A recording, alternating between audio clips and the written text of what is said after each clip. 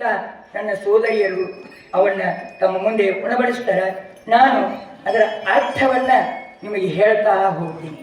ಪ್ರತಿಯೊಂದು ಹಾಡಿನ ಅರ್ಥ ಇದೇ ರೀತಿ ತಯಾರಾಗಿರೋ ಹಾಡುಗಳು ಯಾವ ಪುಸ್ತಕದಾಗ ಬರ್ದಿಲ್ಲ, ಏನಿಲ್ಲ, ಹಿಂಗೆ ತಯಾರಾಗ್ತಿದ್ವು. ಬರೀ ಇಂಥ ಕಾಗದಗಳು ತಲೆಯಾಗಿ ಬರ್ತಿತ್ತು. ಏನು ತಲೆಯಾಗಿ ಬರ್ತಿತ್ತು ಅದನ್ನ ಮೂಡಿಸ್ತಿದ್ರು ಗುರುಗಳು. ಕರೆದರೆ ಬರಬಾರದೇ ಗುರುವೇ, ನಾನಿನಗೆ ಬೇಸರವೇ, ಭಕ್ತಿ ಮಾಡುವೆ ನಿನ್ನ ಸ್ಮರಣೆಯಲ್ಲಿ ಇರುವೆನು, ದಯವಿಟ್ಟು ಕರುಣೆ ತೋರಿ ಒಮ್ಮೆ ಬಾ ಗುರುವೇ.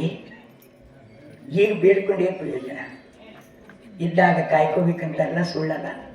ನಿನ್ನ ಕಾಣದ ಜೀವ ಕಂಗಾಲಾಗಿದೆ ಎಂದು, ನಿನ್ನ ಕಾಣದ ಜೀವ ಕಂಗಾಲಾಗಿದೆ ಎಂದು ನನ್ನ ತಪ್ಪಿನ ಅರಿವು ತಿಳಿದು ಹೋಗಿದೆ ಗುರುವೇ. ಒಮ್ಮೆ ನೀ ಮುಖ ತೋರಿ ಧನ್ಯನ ಮಾಡು ತಂದೆ.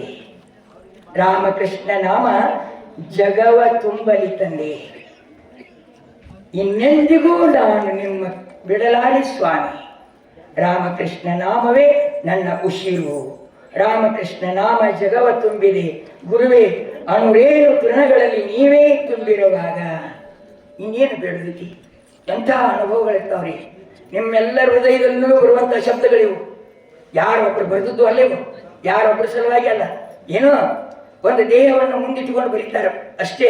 ಆದರೆ ಅಪ್ಪೋರಿದ್ದಾಗಾದರೂ ಹೇಳ್ತಿದ್ರು, ಒಬ್ಬರನ್ನು ತಗೊಂಡ ಒಂದು ದೇಹವನ್ನು ಮುಂದಿಟ್ಟುಕೊಂಡ ನರಸಿಂಹೇಶ್ವರ ಮಹಾರಾಜರು ತನ್ನ ಶಿಷ್ಯನ ಕೀರ್ತಿಯನ್ನು ಬೆಳೆಸೋದಕ್ಕೆ ಮಾಡಿದಂತಹ ಉಪಾಯ ಅಂತ ಹೇಳ್ತಿದ್ರು. ಇದು ಯಾರು ಬರೆದದ್ದು ಅಲ್ಲ, ಗುರುನಾಥನ ಕೃಪೆ. ಗುರುನಾಥನೇ ಇವುಗಳನ್ನು ತನ್ನಿಂದ ತಾನೇ ನಿರ್ಮಾಣ ಮಾಡಿದ್ದಾನೆ.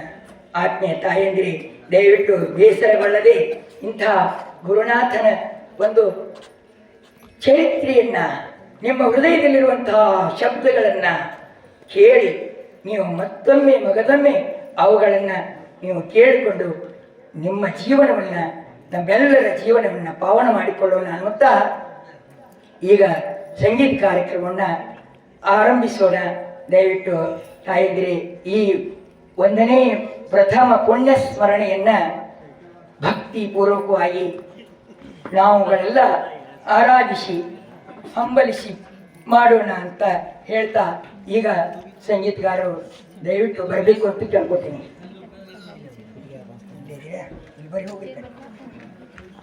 ಬರ್ರಿ